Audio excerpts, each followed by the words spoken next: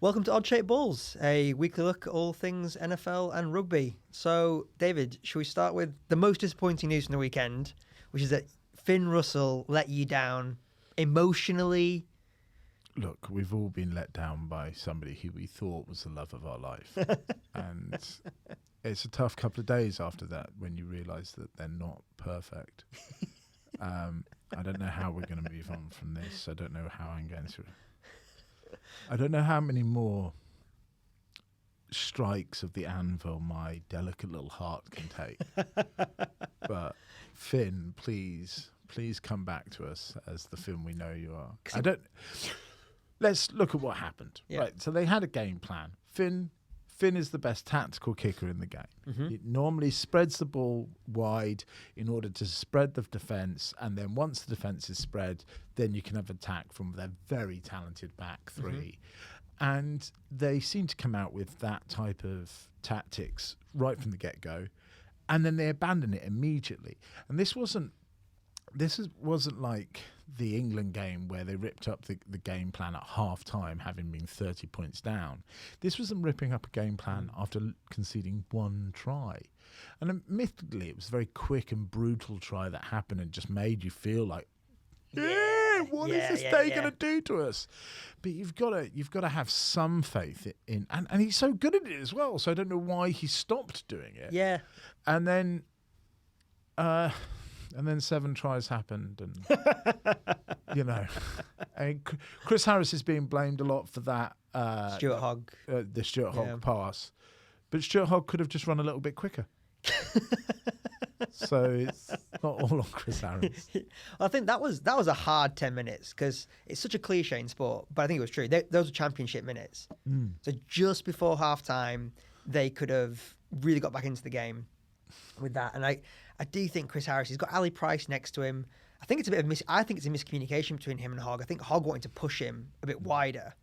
So because Hogg's thinking, if I get further on the outside of that last defender, I'm going to walk in here. So he's thinking, push me outside the defender.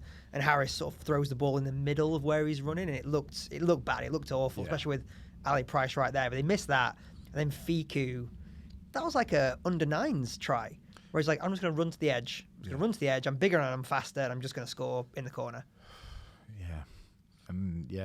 They played some of the best rugby I've ever seen. I mean, do you know what the thing was most impressive for me about France? Was the discipline. Oh, not the hair. Not the hair. Okay. Not the hair. We said we weren't going to talk about hair on this podcast, David, for both of our sakes. Unless it's about the lack of hair on an under 20 player's legs. That's the only mitigating circumstance. I thought France's performance was really disciplined and ruthless, and I think the Willemse try, I think the second try they scored, where Dupont made that insane break, made that 50-yard break. I'll come back to him in a second, but then they went down the left-hand side, and I think it was a couple of passes to forwards coming very, very deep. When the second row, who isn't Willemse, I forget his name, took the ball into contact, and there was a little offload to Willemse to score, there was 3 French forwards who wanted the ball. Yeah. And that was clearly a pattern. That was clearly when we get into these sorts of positions, you always give the scrum half or the person at the bottom of the base, you always give them 3 options to mean that, because all the Scottish defenders were like, who do we take? Yeah. I don't know if it's 3 giant guys 3 yards from a line. And they really are huge. They really are. And Scotland doesn't seem to have world-class tight 5 at all. It's really hurting them, isn't it? Yeah, because they've got a couple of guys that are big, but they don't play like they're big. That's such a good point. Like Xander Ferguson's like that's that. Exactly who I was thinking of. Why aren't we seeing him carrying the ball? Why is he so... It's like you're Andrew Porter shaped, and he's so dynamic for Ireland. Or like Ellis Genge is so dynamic for England.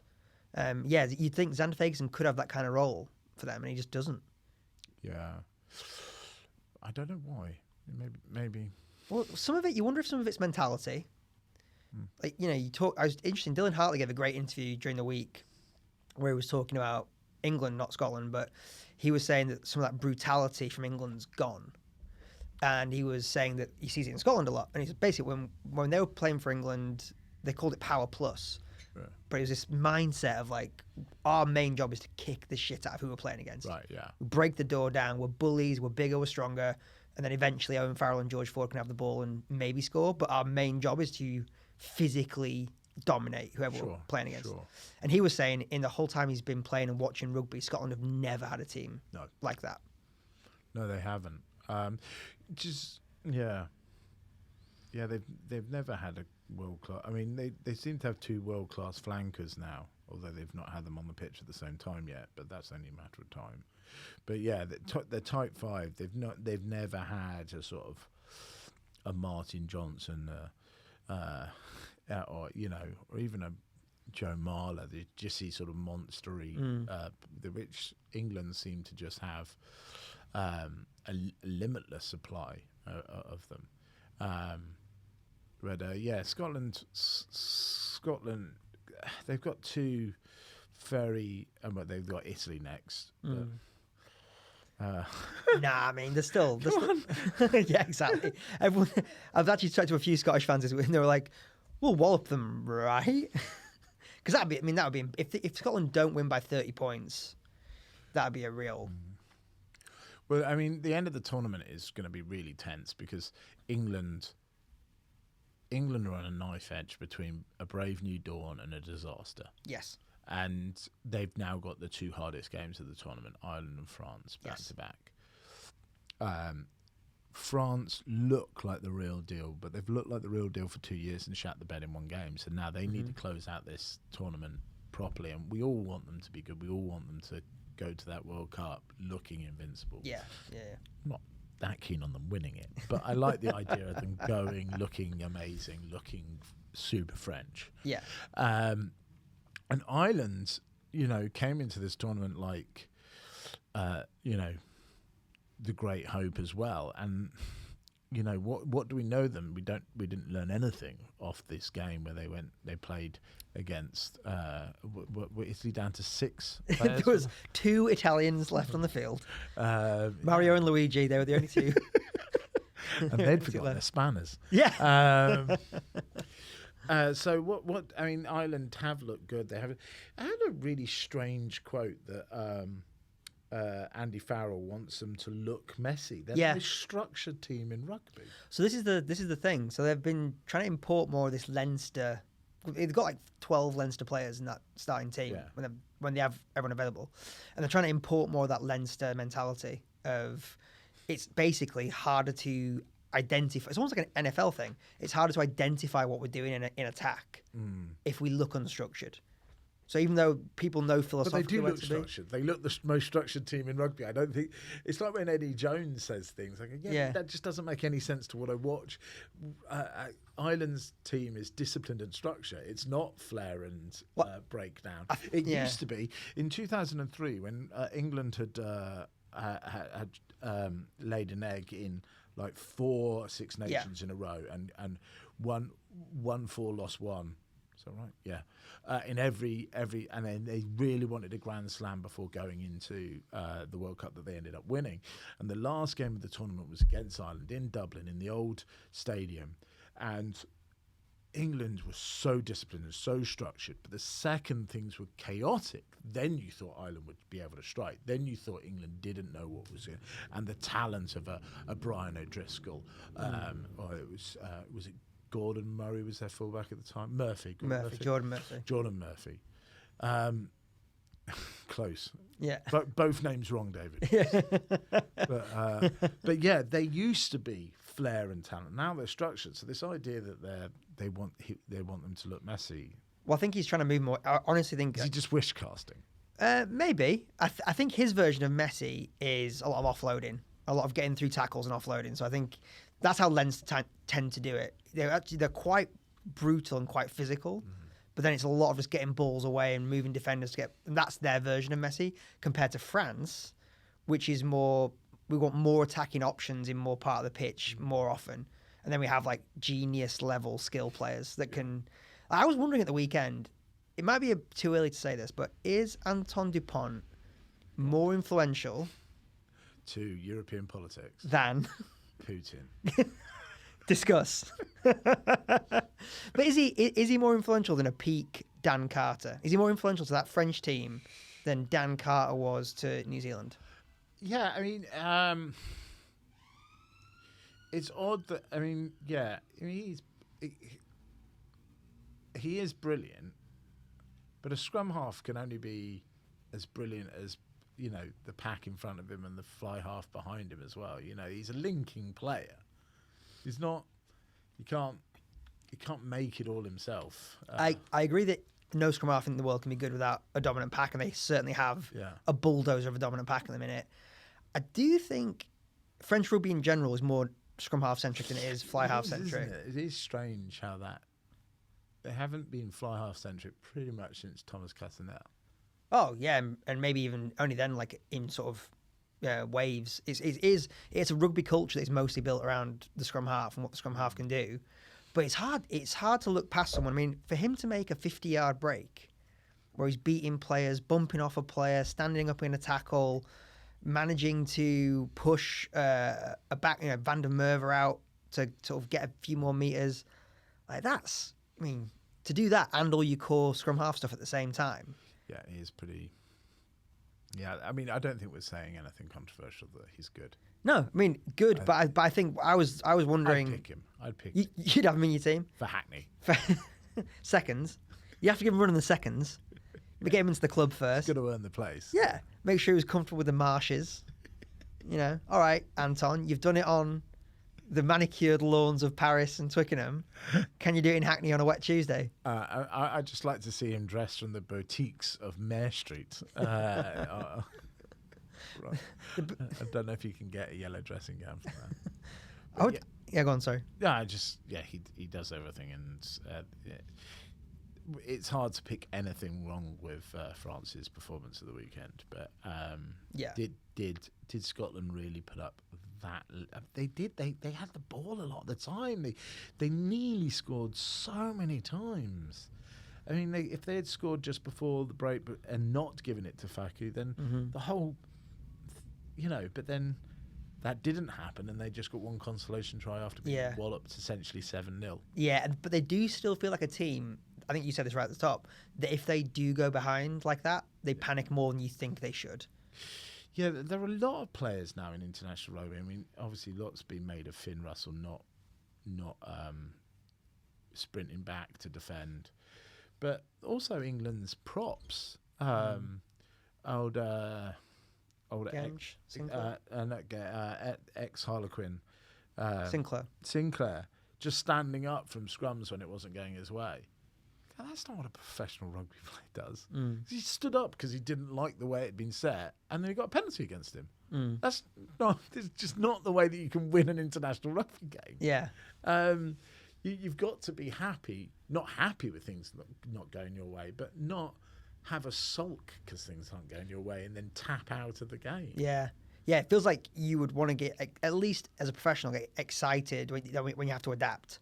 Yeah. Like, right, how are we going to get out of this? How are we going to think our way out of this? I mean, that has been England's problem for a long time, that they look amazing as long as plan A goes well. And the second it doesn't go well, they're just very ordinary. Which I think was similar to the Wales game again at the weekend. Like the first 40 minutes, 50 minutes, set piece was working, line out was working, Wales didn't really have any answers. And then Wales, I feel like they increased their pressure at the ruck, and I feel like they started competing more rather than just sort of waiting for see what England were doing at line out time, and it really just threw England's rhythm off. It wasn't like a gradual decline. It was like gone. The minute that dominance was gone in those three areas, they just were like, we don't really have any answers, and Wales scored. Whatever it was, 15 points. Yeah, 3 unanswered tries. But people are talking about England's growing pains and whether they should be developing or whether they should go back to the old style. There is no old style to go back to because the only people that are playing well are the new boys. Dunbran, Smith, Stewart. How do you think Smith went at the weekend? I think he didn't have a flashy game, but he did a good game. He's adapting to his new role and stuff. Are you setting yourself up for another heartbreak? This is another mercurial fly half who's going to break your heart. No, this is not going to happen. He's different. He's not like the rest. You should see the way he looks at me. Look at his hair. I mean, his hair is amazing. Yeah. His hair is almost French. His hair is French adjacent, yeah. But the old. I don't have anything against the old England. I cheer them on in many games, but you had like Ben Youngs, who is a low error count, efficient, structured scrum half. Not very exciting, not incredible natural talent, but hard working, studies the game, and just no errors. George Ford, no physical talent whatsoever, but reads the game better than probably anybody else alive. Distributes the ball really well, but can't defend for toffee. You have to stick a hooker next to him. Can't break a line break because he weighs 14 kilos. And then you had Owen Farrell, hard-working, apparently inspiring. Loads of people that have been in his presence say that. Yeah. I find that harder to believe than anything on the face of the planet. But apparently inspiring and passionate and, and hard-hitting, even if he forgets to use his arms. But again, can't break a line, has no speed, no dynamism, no real sort of... And when you've got three of them in a row, that's a lot of slow ball. That's a lot of money balling. Yeah. And it makes a lot of sense to just, as much as I love George Ford, and in many ways I think he's probably the best at those three players, but just taking him out and putting Marcus in, that's a big spark factor. That's a big... It is. I think the thing that's interesting is, during that Dylan Hartley, that period he was calling the Power Plus period, sort of leading up to the 2019 World Cup, those players could be a bit more money-bally because the pack was so dominant. Yeah. And I always felt it was a bit like, some NFL coaches where they just have this sense of like linebackers and defensive ends are just like on road. Like when Philadelphia won the Super Bowl, and they just had that front of like 7 different defensive ends that could just slot in, slot out. It was almost just throw human carnage at that position. I always felt Eddie Jones had a similar philosophy about his second rows and back rows. Just like get me as many big bodies as I can and throw human suffering at the opposition and get us going forward so that all that George Ford and Owen Farrell have to do is pick a few key passes and that's how we score. Yeah. Yeah. It's not an exciting brand of rugby, is it? No. I mean... What must it feel like to be a winger in that team? Well, this is the thing. By the way, if things go according to plan, you're not actually going to do anything. Well, Johnny May, you say that, but Johnny May probably would say, I really enjoyed it because every game, every other game I scored a try. Admittedly, didn't touch the ball much in between, but would score a try. It's interesting how those positions are evaluated now. Cuthbert, I thought, did a really good job at the weekend for Wales. But his job mainly was to be a kick chase, which I think he did a really good job of. And he was basically defending as an extra 13. Right. Like just cutting off England going wide as often as possible. And Jack Knowles does a similar job for England as well. Yes. And it's interesting how, like France have these wingers that are very much about going forward, very much about almost like strikers in football, trying to score. And then other teams... That's what wingers should be. Well, other teams in international rugby choose to set their team up differently, don't they? And like, our wingers do a different job for us and we're going to score through the middle, not out wide. I think Penno compared to Cuthbert, though, it's no comparison, is it? Yeah, I mean, I would like to, if you go back to those Quins games at the end of last year against Bristol and Exeter, and just distributing the ball fast to your wings, putting them in space and seeing them have a foot race against another man to the corner. It's just exciting stuff, isn't it? It's Route 1, but it's thrilling, exhilarating to see somebody thundering at full pace.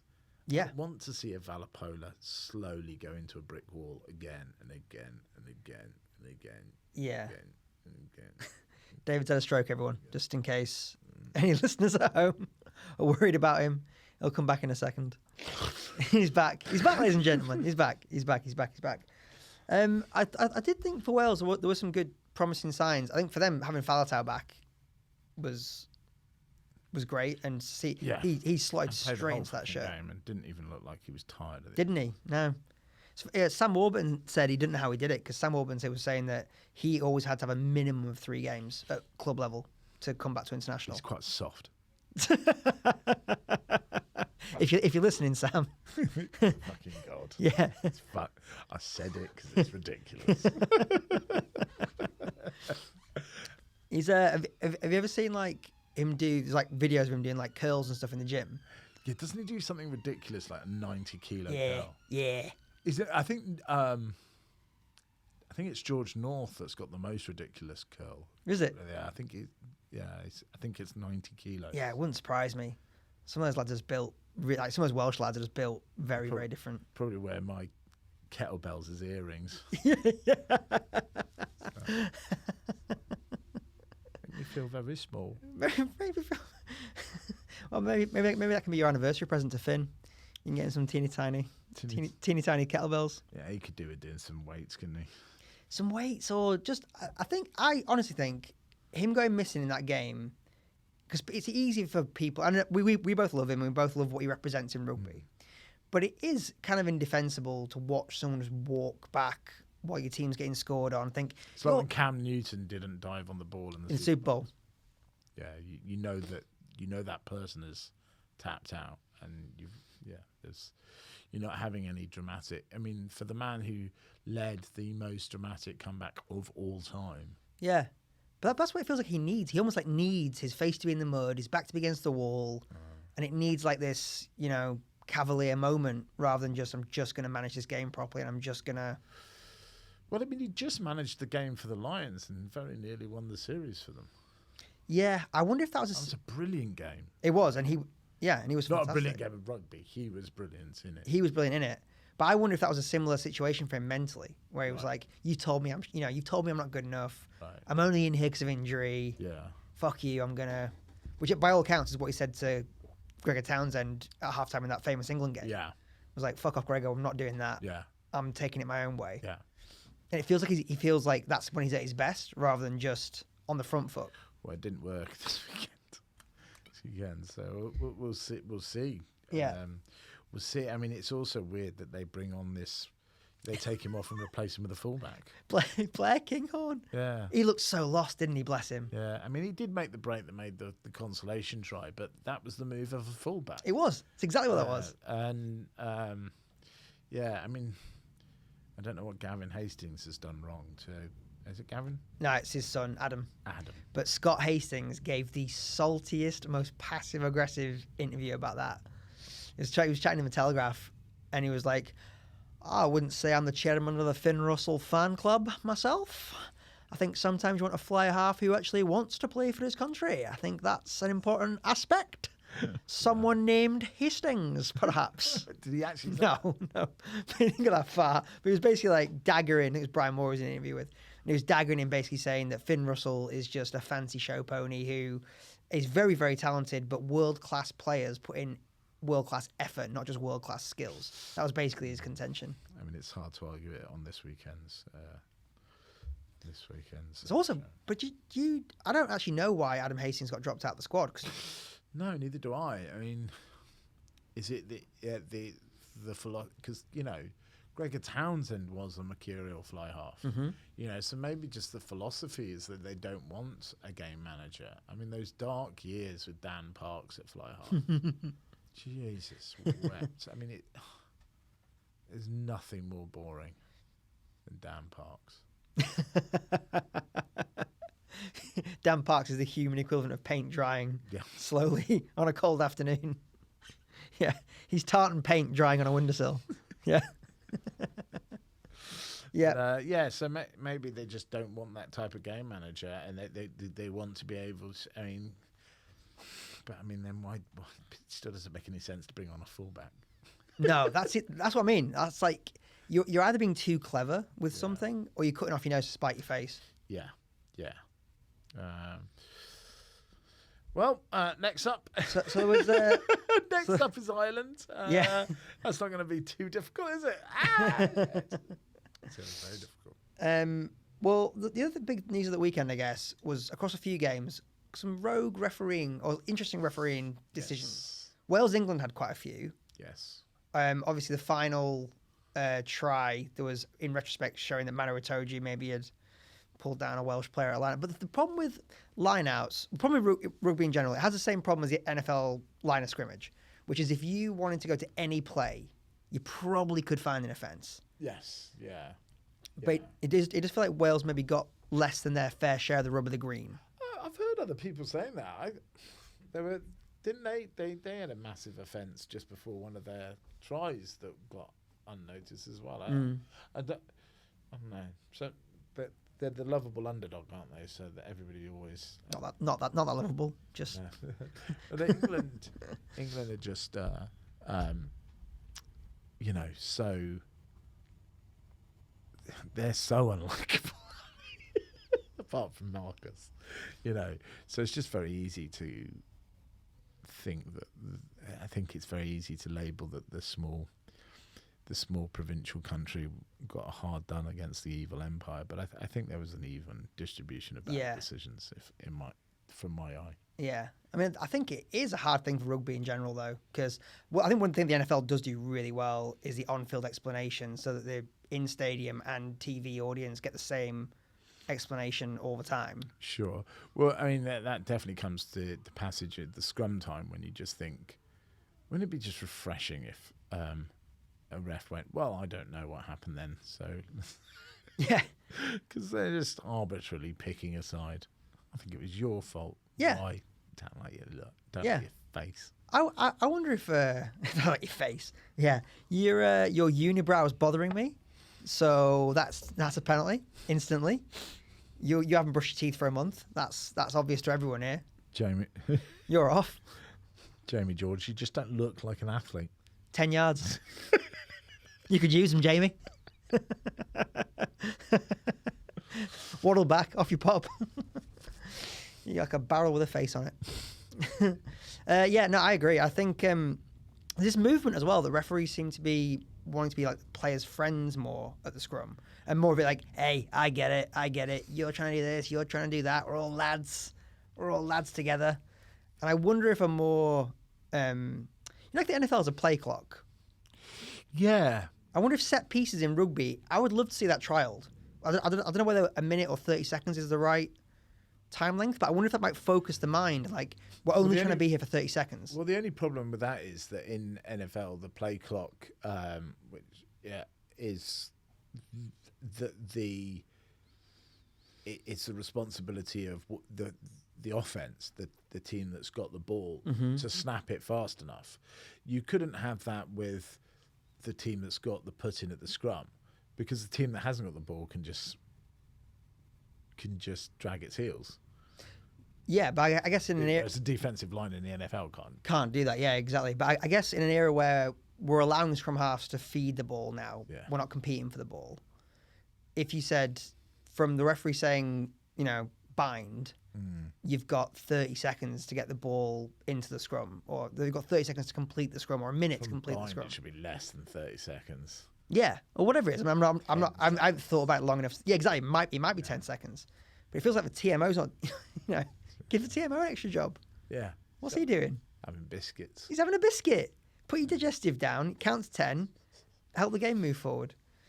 Because some of those penalties were just like you do as a fan, even as somebody who watches a lot of rugby, you do sometimes watch thinking like, I'm not sure you know what's happened there, mate. No, I don't think they do, and it doesn't help when you have like Dan Bigger does charging in 30 yards from the other side of the pitch to scream and point at somebody in the scrum, and he doesn't know what's gone on in there. No, and I get it, because imagine that. Just trying to pressurise. Imagine if Dan Bigger actually was the world's foremost expert on scrummaging. The only person that could tell what was going on in there from the outside. Yeah, it's like his hidden talent. Oh. He's like, I always wanted to be a tight head. All of Dan Bigger's talents are hidden. Not as well as Owen Farrell's. Not as well as Owen Farrell's. Submerged beneath a giant forehead and daddy issues. Speaking of which. The other, obviously, other massive refereeing decision at the weekend, Italy, Ireland. Yeah. I mean, okay, take it step by step. By the letter of the law, it is a red card. Yeah. He hasn't put himself in a very good position to show the referee a good picture, really. But I don't know about you. I had no fucking idea that was a law. What about not being able to have a uncontested scrum? Yeah, and that you have to lose an extra player because the idea is... It's nonsense. Yeah. Absolute nonsense. Yeah. and I think everybody agrees. I don't think anybody can come out. I've not heard anybody defend it. Yeah. Because, you say, well, you could turn it into a strength by having uncontested scrums. You still got one less person. Yeah. You're taking an element of the game out, the scrummaging, but if you're not going to officiate where you put the ball into a scrum, the scrummage has become less of a fucking weapon anyway. Yeah. If you like putting the ball underneath the number 8's feet, it's not a contested thing anyway. So it's really, I would like to see referees actually make a scrum half put the ball under the hooker's foot. I used to like it as a hooker. Used to like trying to steal the opposition, try to hook and they were great moments of pride when you hooked the ball that had been fed in by the opposition scrum half. You can't do that anymore. It's impossible. No. If as they've decommissioned the scrum as a weapon anyway, then this idea that you have to lose, but then also red cards. I'm not saying anything that hasn't already been said, so it's a bit boring. But we've got to protect players' health, but also the game has to not become dead after 5 minutes. So, and a lot of people have been saying about a red card should mean that player goes off, and then after 10 minutes another player can come back on, but not the player that got sent off. Yeah. So it's still a huge personal project. That player is still sent off for the whole game. That player will still get a ban. That player will still be fined. But the game doesn't stop being a contestable competition just because of one moment. In some cases, with this head stuff, literally a slip. Oh yeah, there's been some. That was a little bit of poor technique, but he wasn't trying to. This is just a hard thing, right? But people want to try and pretend isn't true about rugby. You are coached to melt people, like you're trying to hurt people legally within the rules of the game, but your objective is to batter somebody to the point where they can't continue. That's the goal for the physical aspect of rugby, same as the NFL. And the margin between that being a really effective tackle that helps your team and a red card offence is we're talking about.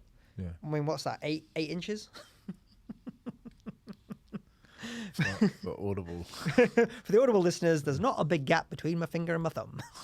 But it's a really fine margin. Why have you brought out a pair of tweezers? Why I brought out a pair of tweezers? Because this is the self-care element of the pod. And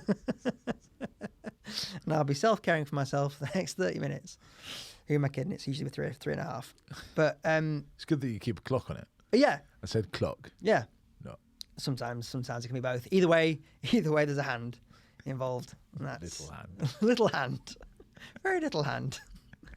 But I think that thing is, that thing really works in the NFL.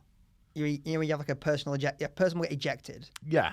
And they're never a man down though, are they? And that's what I mean. Well, personally, I would rather see squads expanded a little bit for match day. Right. So you had to have a contingency. So Right. So there's not more subs though, but you don't get to use more subs. Exactly. Have more subs available. Yeah. And by extension, maybe if you're England or France, or New Zealand, maybe your fourth choice hooker is international quality. But for most teams, that's a very big penalty to pay. Yes. To dip down to that. Yeah. Well, yeah. I thought that when 8 subs started being in the game, because I'm old enough to remember when no one used any subs in a game of rugby. You finished with the same 15 people that you started with. Yeah.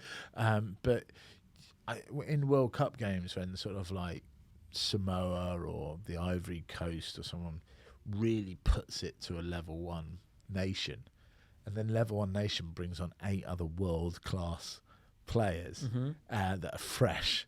And on the Ivory coach bench, you've got somebody whose full-time job is a postman. Or something. School teacher. And they're like, we don't have another 7 players. In the country. Full stop. Not that they're any good. So the fact that they really came at them and was given a heroic stand is utterly nullified by the. So that, it's at the highest level. Having different subs is tactically interesting, but it does mean that there is a bigger gap between the haves and the have-nots. Yeah, it does. And I think that is something we're seeing with Italy just generally anyway. is, if these tier 2 nations aren't given massive amounts of investment in the next 10 years, I don't know what the IRB or World Rugby thinks is going to happen to the global game. Yeah. Like they need to be, whether that's like private equity firms coming in or whatever it is, if they don't have that resource to develop player pathways to get to that point where they have 30, 40 world-class players to call on. Even the difference between England and Scotland, not only is there 13 professional teams in the Premiership, but most of the players in the Championship, it's pretty much their full-time job. Yeah. They don't earn good money, obviously, but, if you play for... Rotherham. The Pirates down in Cornwall or something. It used to be London Scottish was not bad money and, livable on money. Yeah. So you're talking about 24 teams that have got full-time professionals in. And then you go to Scotland and there are 2. Yeah. And, why do you think the Scottish players are smaller? Like, what is that? Is that just how bad Scottish diet is? I believe so. Is that just go back to malnutrition? I'm afraid so. Like battered Mars bars, Hulk does not make. Yeah, they're not full of massive protein. I don't know. Is creatine not available north of the? Well, that's what I was thinking. I was thinking it's not like there's a, we're all on the same wet little island. Our genealogy is the same. We're from, probably a lot of Scottish players, our family down here. Like, it's just strange that because Ireland are a physical team. Wales are a physical team. England. Yeah. It's just strange that Scotland is this weird little outlier. Do you think that? Yeah. Cheers for that. Do you think they just used up all their moxie on Braveheart and that was it? Well, there is a lot of using up moxie. There's a lot of using up an emotional... but that's how both Six Nations have started at the last 2. This huge heroic stand on the first day and then they're spent. Yeah. And it really benefits the teams who have centrally contracted players or something approaching centrally contracted, because England don't get their players for as much time as Wales or Ireland or Scotland do through the contracts. They don't. England don't get them as long. They get them more if, as long as they're playing in England. Well, the Scottish and the Ireland players. Well, all of Ireland players do play in Ireland, but the Scottish players that play in the Premiership are playing for their club the week before they play for Scotland. Yeah, they are. The England players aren't. No, they're not. There's a slightly different deal done in terms of the numbers of days, total weeks, and time you spend in the squad. And most of them will be back for their clubs on the fallow week, whereas England players won't be. They'll be having a week off. Is that true? Even if they're Premiership players? Yeah. Oh, interesting. Because I think it must be an interesting... I'd love to see the stats, actually, on... Sorry to interrupt. Go for it. For Quins, Joe Marler wanted game time because he's been on the bench, so he came back and played for Quins in the fallow week. But Dunbrant, Marcus Smith all had the week, and Marchant had the week off. Yeah. Yeah. I just would have presumed that would have been the same for Stuart Hogg at Exeter, for example. He's playing for Exeter week off, I'm pretty sure. Oh, interesting. Because I would love to see the stats on teams that are centrally contracted, how they performed in the first 2 weeks of the Six Nations, right, versus teams that aren't centrally contracted. I wonder if there's any correlation between success and not. Because you're spending more time in the camp, less time with your club, etc. It seems to be this infinite conversation about how much training you need, how much. Harlequins last year, once they got rid of Gustard. Really cut back, so they wanted to turn up on race day fresh, and that everybody thought that about Saracens when they were being sent down, that it'll be great because they'll be fresh, they'll also be not fit, not match fit. So it's peaking at the right moment is a constant thing in professional sport. And speaking of that, actually, I thought some of England's real. I thought you were going to make a link to my breaking 25k attempt at the week. Peaking at the right moment. Do you want to tell the people about that, David? I didn't do it. You didn't do it? I broke 21. Oh, good. Yeah. Good. That's not 20 though, is it? No. 21 minutes is still a fast 5k. It is. And to be commended. I think Hackney's second team are going to be back on the phone anytime soon. Remember, I was a winger for them. 100%. That's it. Not a hooker. Well, 21 minutes from touchline to touchline. That's. How big are these pitches? 5-kilometre long pitch. It feels like that. 65 minutes in. Very steep pitch, Hackney. Is it? Oh, Yeah. it's one of those like horrible. Yeah. One of the first clubs of the rugby union was Richmond Rugby and Upper Clapton, which is now Hackney. That is a hell of a stat. That's good to know. I've never even. And Blackheath. And Blackheath. Oh yeah, I knew Blackheath. That was one of my first games I went and reported on down at Blackheath. And they had nowhere to put me, and it was raining sideways. And Who were you reporting? For the rugby paper. Oh. And I was down there, and I was just shivering away. And it's back in the days when you used to have to phone in copy. Wow. So I couldn't email copy. So I was just trying to scream over the sound of this like horrendous thunderstorm. And eventually, someone brought me a warm cup of hot chocolate. I could have cried. This old matronly woman was like, "You seem like you're having a rough go. You're all right, sweetheart." I wasn't all right. Never emotionally recovered from it. That's my Vietnam. I never really got over that. Should we? Do you want to chat about NFL? Yeah. So the first thing I was wondering after this, because we're going to have a fallow week. For Breaking news. I've forgotten his name now. I was going to be funny. I was going to be funny. That was the alternative name for the podcast. I was going to be funny. I just called to say I was going to be funny. God, yeah. If no, you go. I would say if you want to be funny at any time, feel free. I'm going to just Finn Russell for a bit over I'm just going to Finn Russell. Slope off with a can of Tennants. 20 Marlboro Lights, pal. A bag of Haribo. I'll see you back in Paris, mate. So, follow week for Six Nations. Which Six Nations players do we think would be best in the NFL? Or which players would be excited to see in the NFL from the Six Nations? I've got a couple. Okay, you go first. I think Fiku would go great in the NFL. I think it'd be great. I think he could be a tight end or a slot receiver. He's got a tight end. He's got. He's back being funny, ladies and gents. Yeah, I'd like to see him. Do one Van der Merwe. Yes, kick return specialist. Yeah, or a wide receiver. Who's the French centre that they've dropped? Oh, Vakatawa. Yeah, running back. Yeah, agreed. I think he'd be sensational, like third down running back, or in maybe one of those more like high concept systems. I think Finn Russell, punter. Finn Russell where? Punter. I was going to say Finn Russell wherever I am. Finn Russell punter. Yeah, I think a few of his teammates might have other nicknames for him, but yeah, punter. Tom Curry, linebacker. Did you not see Tom Curry as an outside linebacker in a 3-4 system? Just a wrecking ball coming off the edge. Is he a wrecking ball? I feel like he's got some wrecking ball-ness in him. Wrecking ball adjacent, which was the other name for the podcast. Who would I have as a... Could Marrow get in there anyway, you reckon? Yeah, safety. Do you reckon? Interesting. You think he's got the sort of quickness between the hash marks? It's a review I once had in Edinburgh. Between the hash marks. Quick between the hash marks. Terrible play. Quick between the hash marks. I'm trying to think who else would be. I think Damien Villiers, the little quick French winger. I could see him kick return. Who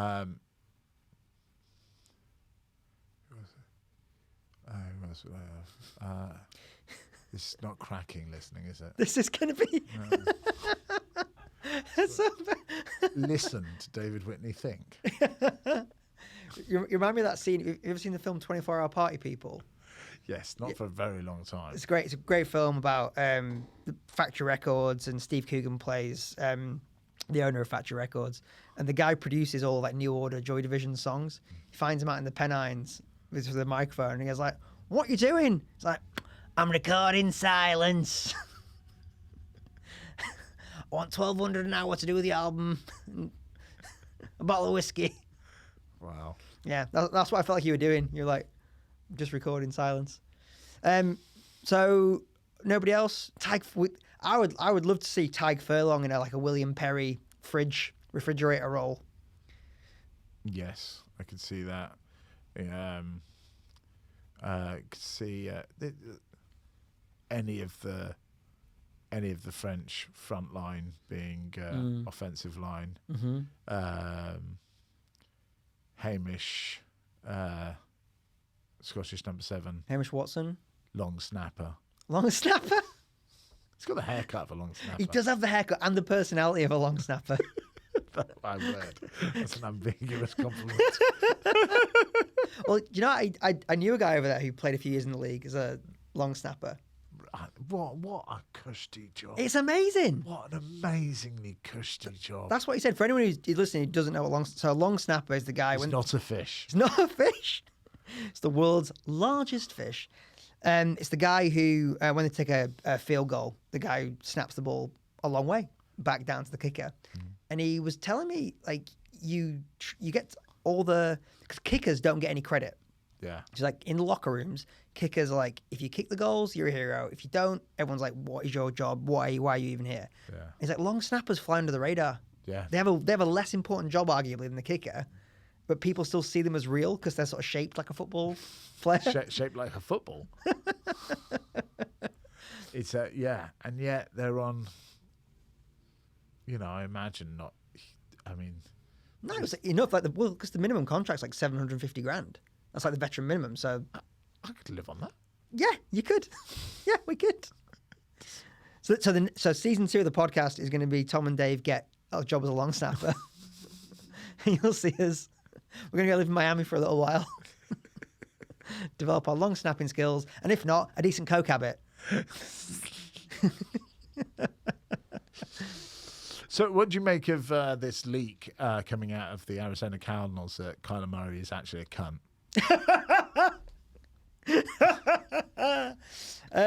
I believe it. I believe it because he seems so sweet. Well, those little legs. Look at his little legs. Look how fast they move. He's like a little Spider-Man. Because he's been given everything he's ever wanted all of his life, and he's been told he was special since the age of 11 or 12, and he had the option to play professional baseball, professional football. His life has been a long interrupted sequence of green lights. Right. So I believe there is a decent amount of cunt lurking there. Right. The other option, I guess, is that the organisation's putting that forward before wanting to get rid of him. Yes. But doesn't exactly up his trade value.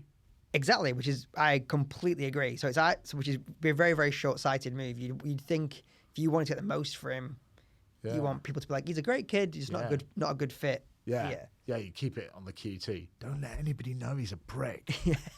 But it was hard though, because you see he deleted. His prick's hard. His prick's hard. Oh. Well, in the films I've been in the films I've been watching, I can send you a link. There's a series of websites. It's inside the facility. He's a bit old for you, isn't he? Kyler Murray. Yeah. Yeah, unfortunately, yeah. But he sort of got the youthful aesthetic that I prefer. That hoists your flag. That hoists my flag, hoisted by someone else's petard. The fourth name for the podcast. So, I mean, is this all talk, or are we going to have a quarterback merry-go-round? Because Russell wants to leave the Seahawks. Kyler looks like he could be leaving the Cardinals. There's all the talk about Rodgers. Aaron Rodgers. The Giants haven't taken up the option on Danny Dimes. And yet, I'd put money on none of them moving.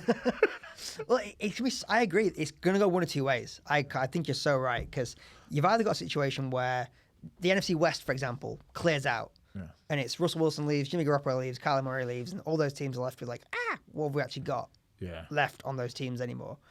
And they obviously go play somewhere else. Or you've got a situation where people, because this is the time where people go crazy in front rooms, in front offices, sorry, because they're like, oh, we could do a Cincinnati. We could achieve with a limited player pool and da-da-da-da-da.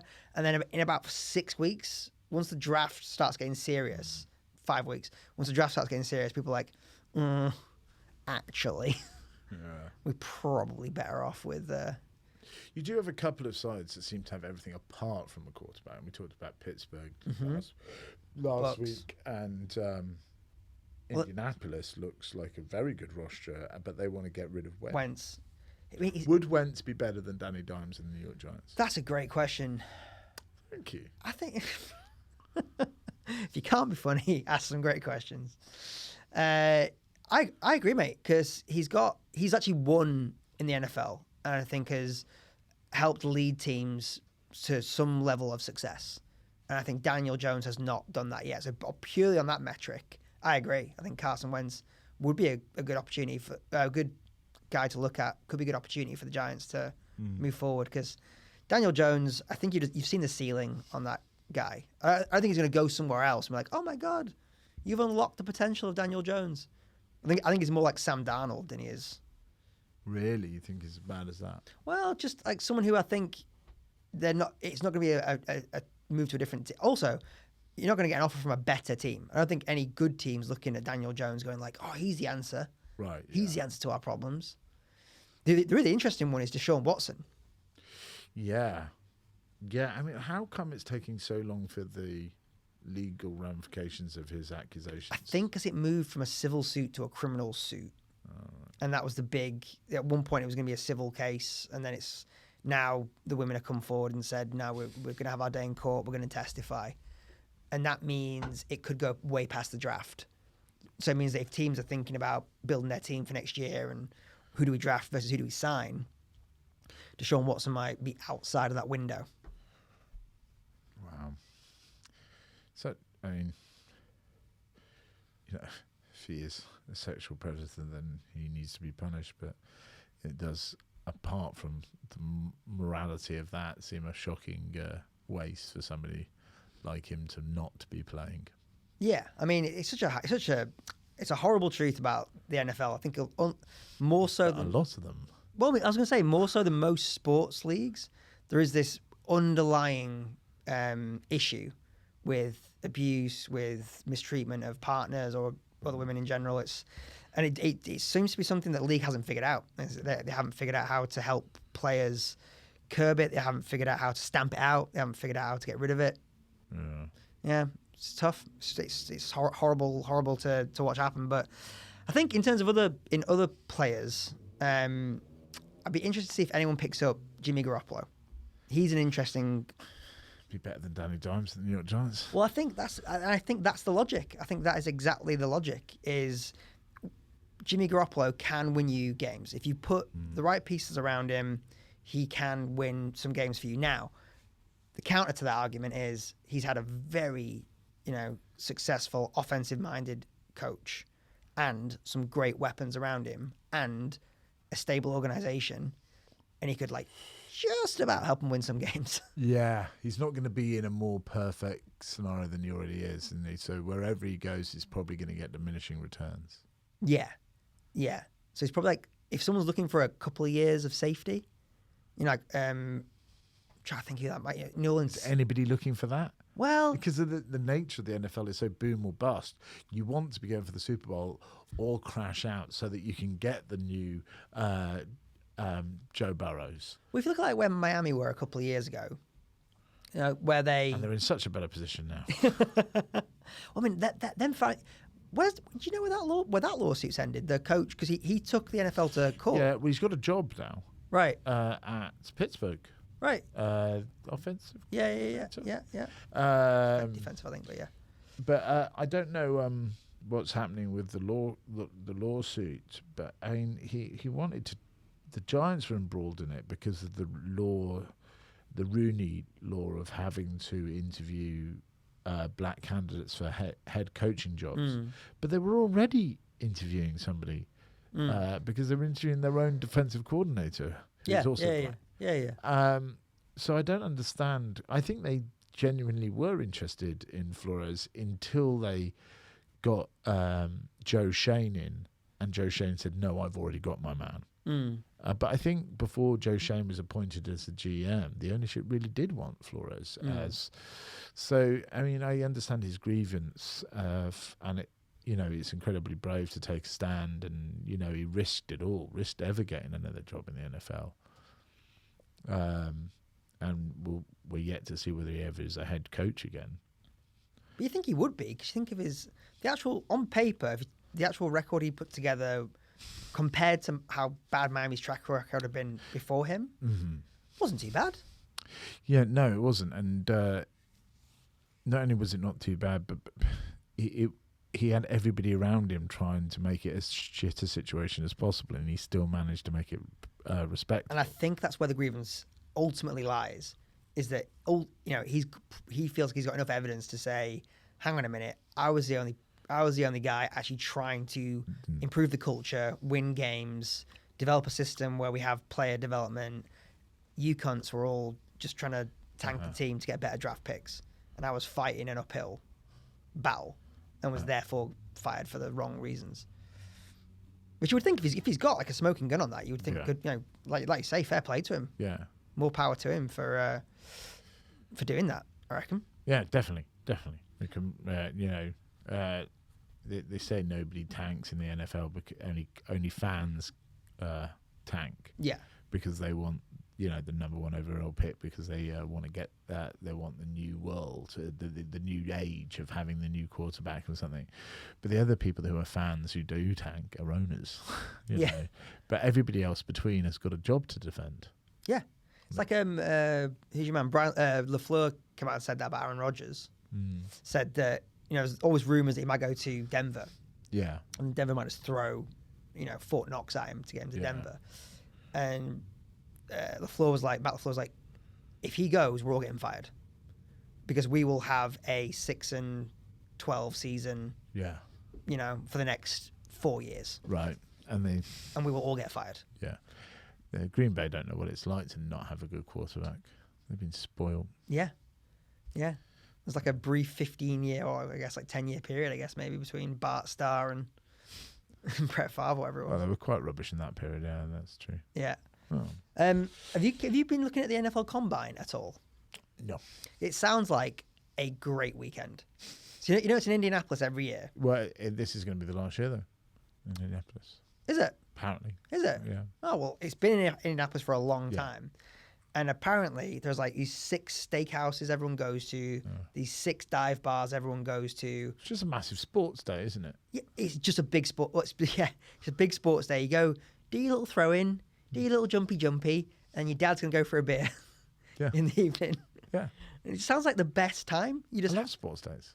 Yeah. What was your favourite event at sports day? I like the Hammer. You like the Hammer? Yeah. Was that your nickname in primary school? David the Hammer Whitney. And at military school, and at drama school, and especially in ballet. Next up, we have the Hammer. Performing the Nutcracker Suite due to the fact that he has forgotten his jockstrap. It's a very sophisticated ballet joke for everyone out there. I was always an egg and spoon man. In ballet? In ballet? Mostly, yeah, exclusively in ballet. No, at sports day, that was my that was my jam. Egg and spoon. Do you use jam to stick the egg to the spoon? I wish I did. My brother was a big egg and spoon cheater. What a life hack. Bit of jam under your egg, mate. Won't go anywhere. Although you do look a bit weird trying to give 4-year-olds advice with a jam jar outside school gates. What you want to do is, no, it's innocent. I'm just giving them jam for the egg and spoon. Come on. No. Thomas, are you running a book on the sports day again? No, it's just little Jimmy's got a lot of potential. Why have all the kids got very small pencils? It's fine. Don't you worry about that. I'll give you a taste. I'll give you a taste of the back end. Mr. Peters, you just let him race. Don't like the sound of Mr. Peters' back end. Yeah, it wasn't the best part of primary school. I'll have to. I will confess to that. Yeah, I did think I was, because apparently as a punter you can go out to the combine. Oh, right. And just watch. And Seems like it's... What do you mean? It seems amazing. You just get to watch 100 college kids do a 40-yard dash. And then do how high can they jump from a standing start? Yeah, and a bench press. And I tried to do the bench press for a while because the bench press is 225 pounds, which is 108 kilos. So I tried every year for a few years to be able, and basically you have to do it to failure. So how many reps you can do 108 kilos.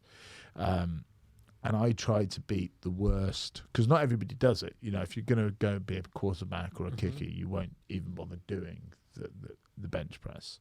And it tends to be the offensive lineman that I can't even remember what the record is. It's about 50-ish. It sounds right, yeah. But it would be quite regularly somebody who was not a particularly good quarterback that was expected to get in like the third round, who just wanted to show off because they had quite a good bench press, and they'd normally do about 18. Would be the worst recorded one at each combine. Yeah, right. And so I every year try to beat the worst bench press in my own personally. It wasn't. Some years I did it. As a non-professional athlete, sometimes being able to do it shows that it's not impossible. Yeah, well, I think that'd be the best. That'd be the best crack. I think if you're out there with your mates, cause that's what would happen. Is you would end up. It's like when you watch the Olympics, like you've never seen someone do a pirouette before, and within like 30 seconds of watching an Olympic event, you're like, she hasn't planted a foot there, has she? It'd be the same with the combine. How do you have any idea what your 40-yard dash would be?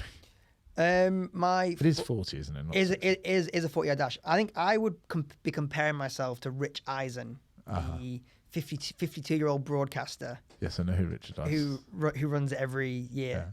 Yeah. That would be my goal. What does he do it in 3 minutes? Yeah, it's about 2.5 weeks. I think he usually knocks it out. A bank holiday weekend. Yeah, a long weekend. He runs it in a long weekend. Right. Speaking of 2 weeks, actually, so we've got a follow week before the Six Nations. What's the one thing you'd like to see happen in the next round of the Six Nations? Scotland to grow some balls. Yep. To just to play like to play any other team like they're playing England. Why can they be heroic only when it's the old enemy? Just play with they utterly shat their bed against Wales and they did against France, although France were perfect. Mm-hmm. But let's see, I mean, it's Italy next, but let's see a clinical, professional performance. Yeah, good. Agreed with that. Right, that's been an episode of Odd Shaped Balls. Thanks so much for listening. Cheers. Been very cunt heavy, hasn't it?